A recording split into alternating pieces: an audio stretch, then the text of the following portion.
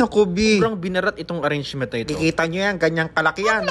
Pero alam nyo ba, kahit binarat yan, ay gagandahan pa rin natin ang arrangement na yan. For me, everyone is entitled Na makapagpagawa ng maganda sa murang halaga lang. Alay naman natin, nagtitipid sila, di ba? Kasi kahit naman ako, lang ang peg ko. Siyempre gusto ko din na maganda, di ba? Everyone deserves. So ngayon mga before today's video, nagawa ngayon tayo Umujasam. Ay, teka. Ano ba yung umujasam? ito yung mga gift engagement ito mga B na consisting na mga golds, pabango, bag, basta mga B mga ganon. So as you can see dito sa video na ito mga B, sobrang pasabog at talagang may budget. Customer natin sa kanyang hadiah. Tipin nyo naman per set ang binibigay niya. Ginagawa ko pala dyan mga B, ay inaaral ko kung saan ko ilalagay yung mga box ng gold. Kasi para tuloy-tuloy tayong maggawa, mapabilis itong arrangement natin. Mga B, dahil lang sa paggawa ko na yan, umabot na ako ng 20 minutes kakaisip. Para yung puzzle eh. Hindi mo basta-basta pwedeng ilagay. Kailangan perfect, kailangan nakikita lahat, kailangan pinag-isipan. So yun na nga mga B, na natin itong pag-isipan. At ang gagawin naman natin ngayon ay i-fix na natin lahat. Mas maging matibay, mas maging maganda ang ating engagement gift na very low budget at talagang murang-mura. Alam nyo ba B, na napakamura talaga ng tanggap ko dito sa arrangement na ito. Pero kita-kita nyo naman, effort na effort ako dyan. Kasi kahit na mura lang ang tanggap ko dyan, gusto ko maganda pa rin ang magiging kakalabasan. So lahat pala ng mga kikita nyo dyan sa video na yan, pera lang ako, saka yung mga floral sponge, dala-dala na ng mga customer. At mga customer, B, isang buong pamilya yata silang pumunta dito sa shop. May batalyon, tapos mag-isa lang ako. Tapos ang daming suggestion. Tapos pag nagiging ng discount yung isa, okay, binigyan mo ng discount. Sabi nung isa, discountan pa daw. Ay, naku. Anyways, mga B, ipe-prep na pala natin ito. Lalagyan na natin ng mga bamboo stick para hindi gumalaw-galaw mamaya. Panalagyan mo na ito ng bamboo stick, ikitan laman ng mainit na hot glue. Yeah, hot glue is the key. So, isunod naman natin itong mga nasa ilalim. And i-make sure lang din natin na lalagyan natin na scotch tape yung glass. Kasi be, hindi dumidikit ng maayos mainit na hot glue sa glass. Matatanggal at matatanggal. Kaya kailangan, bago kayo maglagay ng kahit na ano sa mga glass, ay lalagyan mo muna ng scotch tape. Okay? Another tip yan, B, ha? Comment down below muna yung mga florist dyan. At syempre sa mga followers natin, kung meron kayo natututunan sa ating mga video. Okay, so back to the ball game na naman tayo mga B. So, ilalagay din natin yan dalawang yan sa pinakadulo. So, paano natin ilalagay yan? Kasi walang kalso. Lalagyan natin siya ng mga bamboo sticks. So, lalagyan din natin ng hot glue at papakatad-tad natin ang mga bamboo sticks para talagang matibay na matibay. Wala akong choice kasi wala naman ako malaking mga bamboo sticks. Yan lang ang meron. Anyways, pwede kayong gumamit ng kahit na ano. Basta mas matibay. Mas bongacious talaga. So, lagyan din natin ng mga pampatayo, mga sangkal-sangkal yan para na magsara. Nakchutang yan. Hoy! Tapos, lagyan din lang natin ng glue para mag-fix talaga siya. Hindi siya sumara talaga, di ba? So, eto na mga B. Kitang-kita nyo naman. Pag prep pa lang, mauubos na talaga yung oras nyo. Pag maganda ang prep, ganda rin yung kalalabasan ng ating arrangement.